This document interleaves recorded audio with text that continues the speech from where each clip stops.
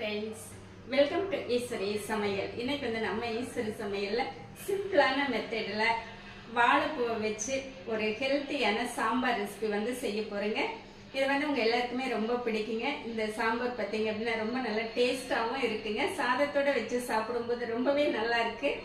இந்த சாம்பார் ரெசிபி எப்படி செய்யலான்ட்டு பார்க்கலாம் வாங்க. இன்னைக்கு வந்துட்டு நம்ம வாழைப்பூ வச்சு ஒரு டேஸ்டியான ஹெல்த்தியான சாம்பார் ரெசிபி செய்ய போறேங்க. அதுக்கு வந்து நான் ஒரு கைப்பிடி அளவு வாழைப்பூ எடுத்து வச்சிருக்கேன். இந்த வாழைப்பூல வந்து பார்த்தீங்க அப்படின்னா இந்த மாதிரி நார் இருக்கும். இந்த நார் இந்த தொப்பையும் எடுத்துக்கணுங்க. ஏன்னா இது வந்து வேகாது, சாப்பிட்றதுக்கும் நல்லா இருக்காது. அதனால இது ரெண்டுமே எடுத்துக்கலாம். இது வந்து பிகினர்ஸ்க்கெல்லாம் நீங்கள் தெரியல, ஃபஸ்ட்டாக சமையல் கற்றுக்குறீங்க அப்படிங்கிறவங்க வந்து இந்த டிப்ஸ் எல்லாம் நீங்கள் யூஸ் பண்ணிக்கோங்க. பார்த்தீங்களா, இந்த பூ பார்த்தீங்க அப்படின்னா செவ்வாழை பூவுங்க. வந்து நமக்கு நம்ம வீட்டில் இருந்து கிடைச்சிது.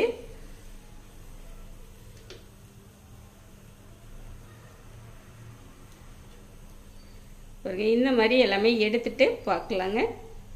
இப்போ வாழைப்பூ வந்து க்ளீன் பண்ணி எடுத்துட்டு வந்துட்டுங்க. கட் பண்ணிக்கலாம்.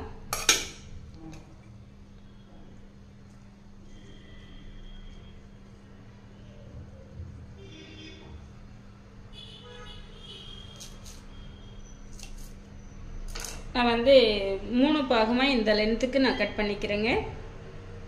நான் சாம்பாரில் அப்படியே முழுசாக போட்டால் நல்லா இருக்காது. இதை நீங்கள் உடனே செய்கிற மாதிரி இருந்தது அப்படின்னா நீங்கள் அப்படியே பச்சை தண்ணியிலே டைரெக்டாக சேர்த்திக்கலாங்க. இல்லை கொஞ்சம் நேரம் கழித்து செய்கிறீங்க அப்படின்னா அரிசி கழுவின தண்ணி இல்லை மஞ்சள் தண்ணி இல்லை அப்படின்னா ஒரு மோரில் இந்த மாதிரி சேர்த்து எடுத்து செஞ்சுக்கலாங்க.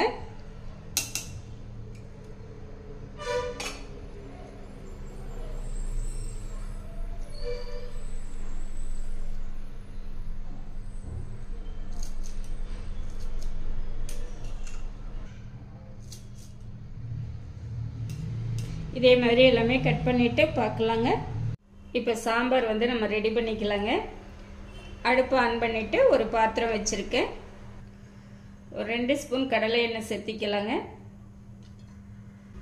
1/2 ஸ்பூன் கடுகு, 1/2 ஸ்பூன் உளுந்தம்பருப்பு. கடுகு வந்து நல்லா பொரிஞ்சிருச்சுங்க. ஒரு 10 சின்ன வெங்காயம் வந்து இந்த மாதிரி உரிச்சிட்டு 2 பீஸாக கட் பண்ணி வச்சுருக்கேங்க, சேர்த்திக்கலாம்.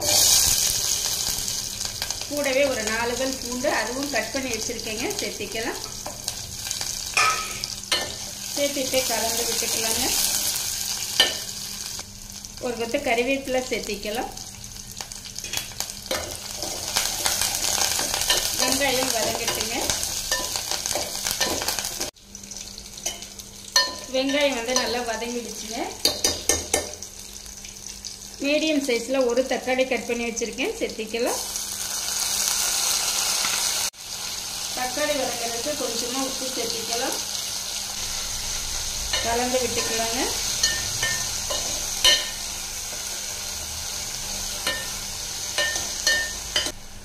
தக்காளி வந்து நல்லா வதங்கிடுச்சுங்க.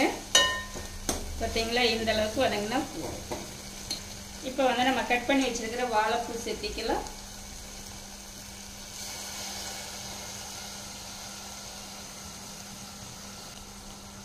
கால் ஸ்பூன் மஞ்சள்தூள், 1/2 ஸ்பூன் சாம்பார் தூள். சாம்பார் தூள் வந்து உங்களுக்கு காரம் இதில் தேவையா, அதுக்கு தகுந்த மாதிரி பார்த்து சேர்த்திக்கோங்க. இப்போ நல்லா கலந்து விட்டுறலாங்க.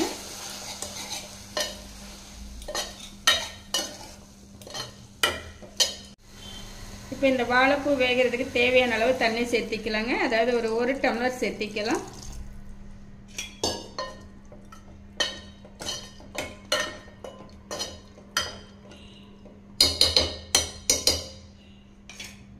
வேகட்டுங்க. இப்போ நம்மளுக்கு வாழைப்பூ வந்து நல்லா வெந்துடுச்சுங்க. பார்த்தீங்களா, நல்லா வெந்துடுச்சு. இப்போ பார்த்தீங்க அப்படின்னா நான் 1 கப் அளவு பருப்பு எடுத்து இந்த மாதிரி வேக வச்சு எடுத்து வச்சிருக்கேங்க, சேர்த்திக்கலாம்.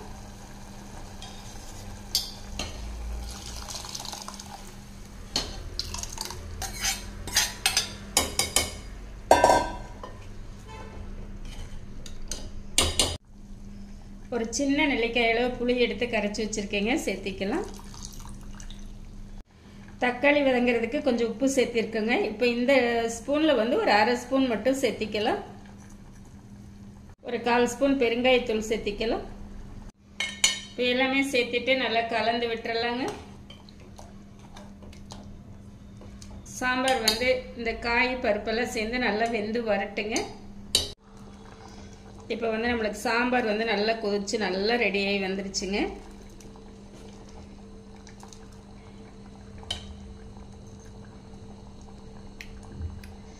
வாவ், டேஸ்ட் அவ்வளோ நல்லா இருக்குங்க.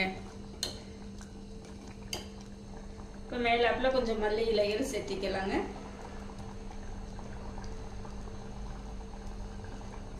அவ்வளோதாங்க, நம்மளுக்கு வந்து வாழைப்பூ சாம்பார் வந்து நல்லா ஜம்முன்னு ரெடி ஆயிடுச்சுங்க. இந்த சாம்பார் வந்து நல்லா டேஸ்ட்டாக நல்லா இருக்குங்க.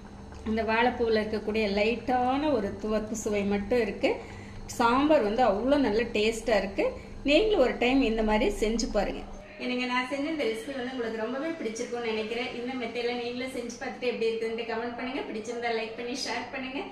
நம்ம ஈஸ்வரி சமையலை சப்ஸ்கிரைப் பண்ணி வச்சுக்கோங்க. தேங்க்ஸ் ஃபார் வாட்சிங்.